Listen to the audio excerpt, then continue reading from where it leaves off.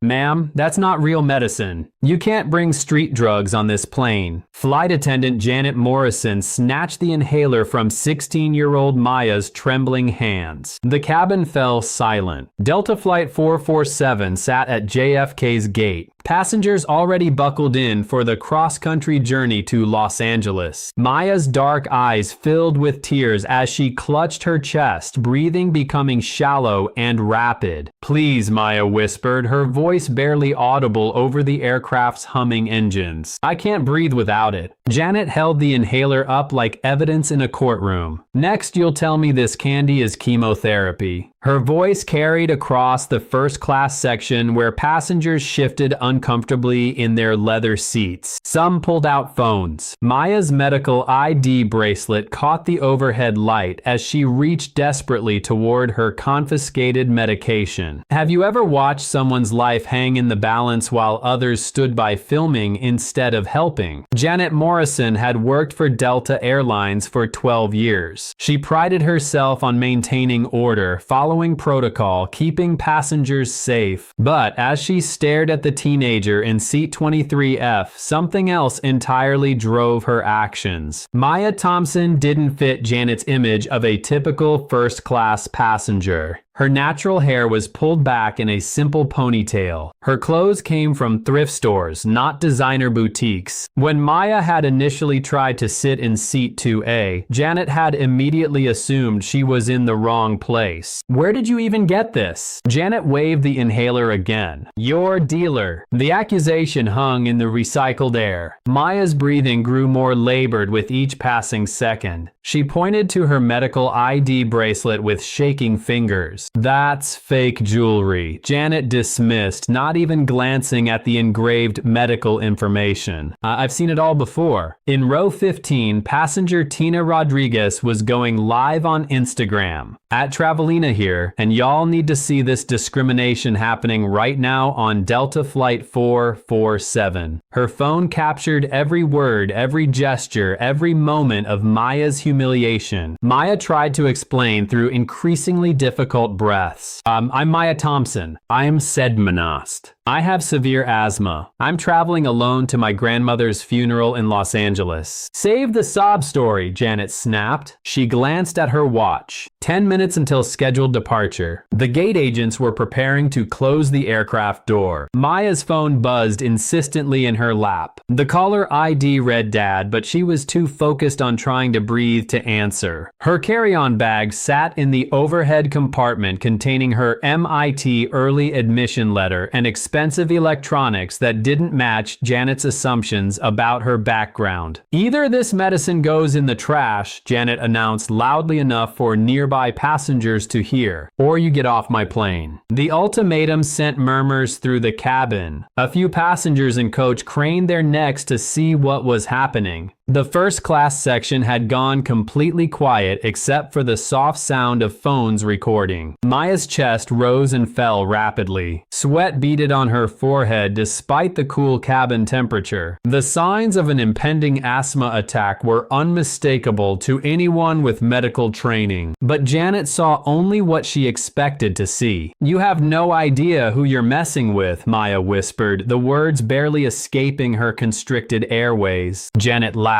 coldly. "Right, I'm sure your people will be calling their lawyers. Neda the Darsin Mind Dars Foridi." The racist undertone wasn't lost on anyone listening. Tina's live stream had already gained 500 viewers in the first few minutes. Comments were pouring in, most expressing outrage at what they were witnessing. Maya's boarding pass lay crumpled in her lap. If Janet had looked closely, she would have noticed something odd. The pass showed seat 2A in first class, but Maya sat in 23F in coach. How had she ended up in the wrong section? Captain's voice crackled over the intercom. "Flight attendants, prepare for departure. We're number 3 for pushback." Time was running out. Maya's condition was deteriorating rapidly. Her wheezing had become audible to passengers 3 rows away. The elderly gentleman in 20C who'd identified himself as a retired doctor during boarding started to rise from his seat. "Stay seated, sir," Janet commanded. This is a crew matter, so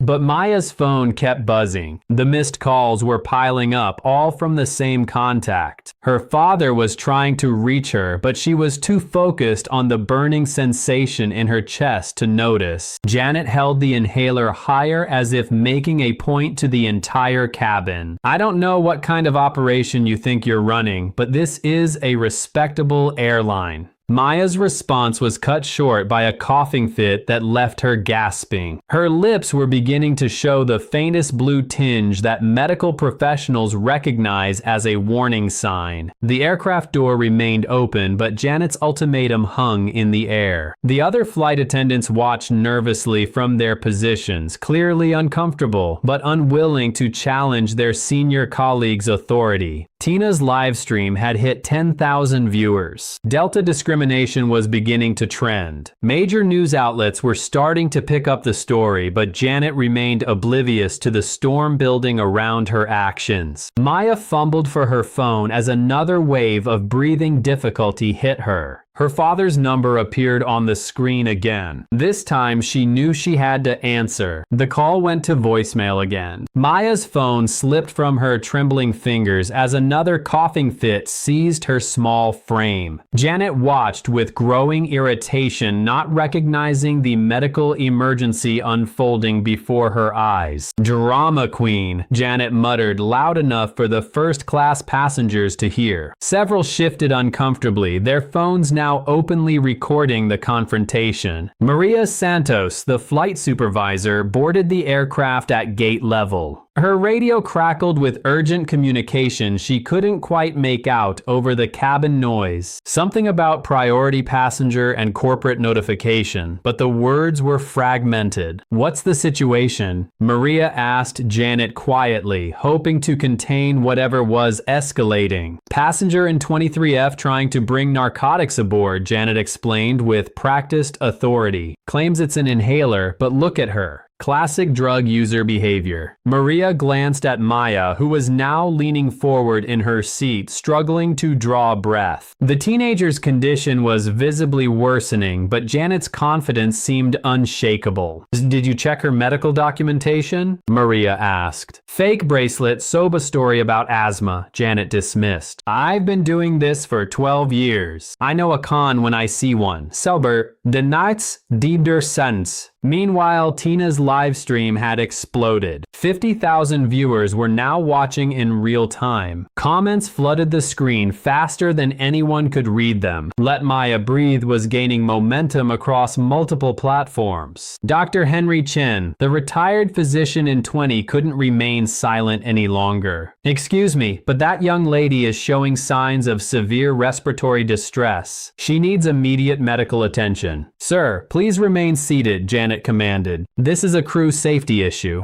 "This is a medical emergency," Dr. Chen insisted, his voice carrying the authority of 40 years in medicine. "I'm a licensed physician, and I'm telling you that girl needs her medication right now." Janet's jaw tightened. The situation was spiraling beyond her control, but backing down now would mean admitting she'd been wrong. Corporate policy clearly states that crew safety takes precedence over passenger comfort. The phrase sent a chill through the cabin. Passenger comfort. Maya was fighting for breath, her chest rising and falling in rapid, shallow movements that anyone could see were abnormal. 2 TSA agents appeared at the aircraft door. Janet had called them during the initial confrontation, requesting passenger removal for suspected drug possession. They approached Mia's row with practiced efficiency. "Ma'am, we need you to come with us," the lead agent said, his tone professional but firm. Mia tried to speak but could only wheeze. Her phone buzzed again. The same caller. "Dad." This time the sound seemed more urgent, more insistent. "She's being non-compliant. Dr. Sanden and so." Janet told the agents claimed the inhaler was medication became aggressive when I confiscated it. Dr. Chen stood up despite Janet's earlier command. Officers, I'm a physician. This passenger is experiencing a severe asthma attack. She's not being non-compliant. She's in medical distress. The agents looked between Janet and the doctor, uncertainty flickering across their faces. Maya's condition was impossible to ignore now. Her breathing had become audibly labored and sweat soaked through her shirt. Without a prescription bottle, we have to side with the crew, the lead agent explained apologetically. Ma'am, if you can't produce proper documentation for your medication, Maya's phone rang again. The sound pierced through her oxygen-starved consciousness like an alarm. Her father's face appeared on the screen and something in her expression changed. Through gasping breaths, she managed to press the answer button. Dad, she whispered, the word barely audible.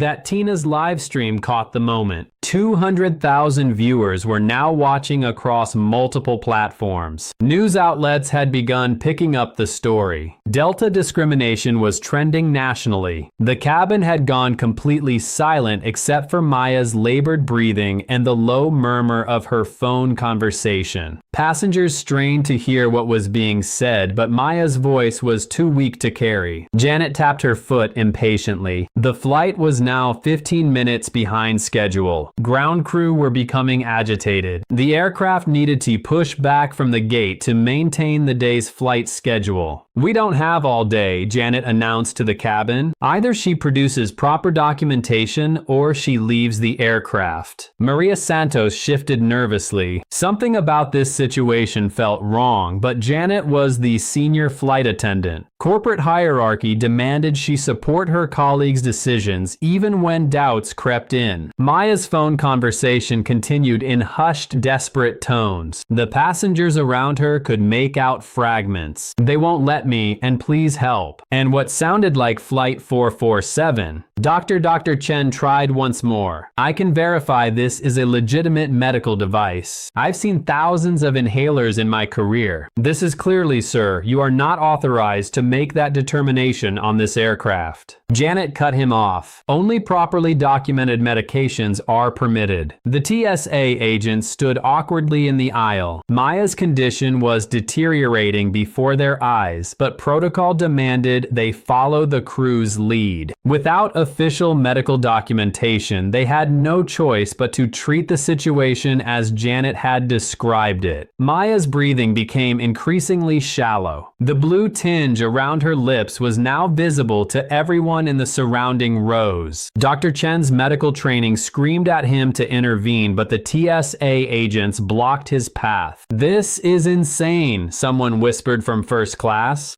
Can't you see she's sick? Janet whirled around. Anyone who interferes with crew operations will be removed from this aircraft. The threat silenced the murmurs, but phones continued recording. The live stream audience had grown to massive proportions. Major news networks were now monitoring the situation in real time. Maya's phone conversation grew more urgent. Though her words were barely audible, the tone conveyed desperation mixed with something else. Hope, perhaps? Or was it something more powerful? The aircraft door remained open, but time was running out. Janet's ultimatum hung in the air like a sword. Maya had to choose. Leave the aircraft without her life-saving medication or somehow convince everyone she wasn't the drug-seeking teenager Janet believed her to be. Her phone buzzed with one final incoming call. The same caller, Dad. This time, Maya's trembling finger moved decisively toward the answer button. Whatever was about to happen, this phone call would change everything. Maya's finger trembled as she accepted the call. The cabin noise seemed to fade as she brought the phone to her ear, her breathing still labored, but her eyes suddenly focused with new determination. Dad, she gasped, her voice barely a whisper but somehow carrying in the silent aircraft. They won't let me use my inhaler. The response from the phone was immediate and clear, though muffled. Maya's expression shifted from desperation to something resembling relief. She looked up at Janet, then at the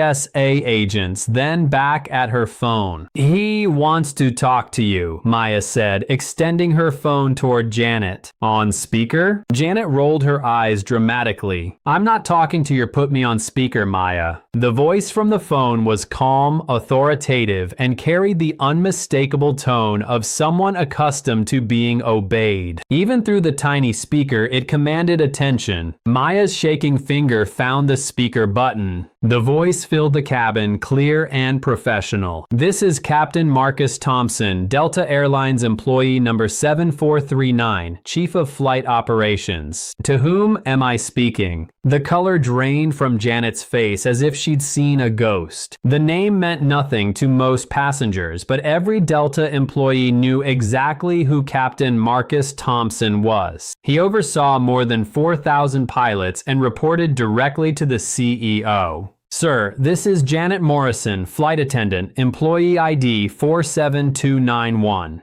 She stammered, her earlier confidence evaporating. "There seems to be some misunderstanding." Janet Morrison, Captain Thompson's voice carried clearly through the cabin. "You're currently denying my daughter access to her prescribed asthma medication. Is that correct?" The word daughter hit the cabin like a physical force. Passengers looked between Maya and the phone with growing understanding. Janet's mouth opened and closed soundlessly like a fish gasping for air. Maya managed a small smile through her breathing difficulties. The first smile she'd shown since boarding the aircraft. "Sir, I was following standard protocol for unverified medications," Janet tried to explain, but her voice lacked conviction. "Janet, there is no protocol for denying life-saving medication to minors," Captain Thompson replied, his tone remaining dangerously calm. "You are currently violating federal regulations under the Americans with Disabilities Act, Delta's medical accommodation policies, and basic human decency." The TSA agents exchanged glances. The situation had just become exponentially more complicated. They were no longer dealing with a suspected drug possession case. They were witnessing potential corporate negligence in real time. Maria Santos stepped forward, her face pale. She recognized the gravity of what was unfolding.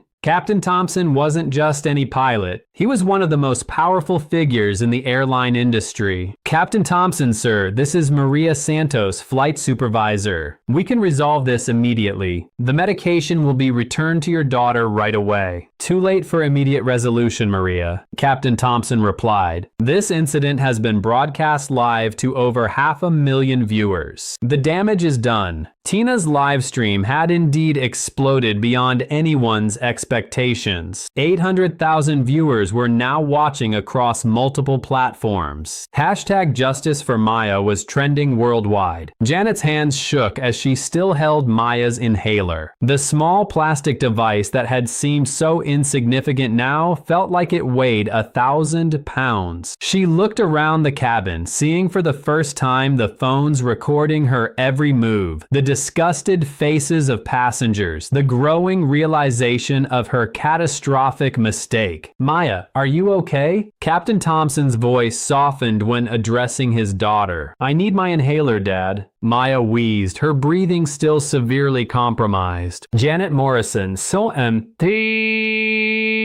Captain Thompson's voice returned to its professional tone. "Return my daughter's medication immediately, then remain exactly where you are. I'll be there in 18 minutes. Confusion rippled through the cabin. Passengers looked at each other with questioning expressions. How could Mia's father be there in 18 minutes if he was calling from elsewhere? Janet numbly handed the inhaler back to Maya, who immediately used it. The relief was visible as her breathing began to improve, though the attack had taken a significant toll. "Sir," Janet tried one more time. "How can you be here in 18 minutes? Are you calling from Atlanta?" "So, Inda Sir Diderdeen Sun, it's Sardine."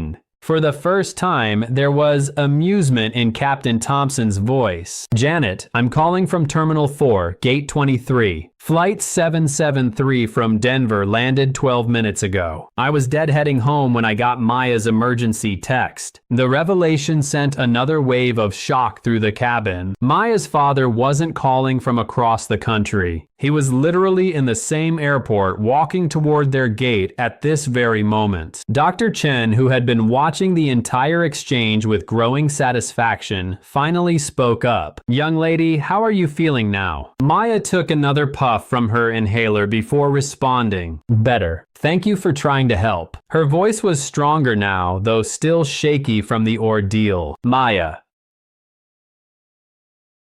Captain Thompson's voice continued from the phone. "I need you to stay calm and keep using your inhaler as needed. Janet Morrison, you are relieved of duty effective immediately. Maria Santos, you will ensure my daughter receives appropriate medical attention and a formal apology from Delta Airlines." Janet's career was ending in real time, broadcast to nearly 1 million viewers. 12 years of service were being erased by her own prejudice and poor judgment. "Sir, please," Janet pleaded. "I was just trying to maintain safety protocols. I didn't know." "You didn't know because you didn't ask," Captain Thompson interrupted. "You made assumptions based on my daughter's appearance, ignored her medical identification, dismissed a licensed physician's assessment, and created a hostile environment that could have killed her. The cabin was so quiet that Maya's improved but still labored breathing was audible to everyone." Passengers who had been recording now watched with a mixture of satisfaction and horror at witnessing someone's career destruction in real time. "Maya, I'm at the jet bridge now," Captain Thompson announced. "ND.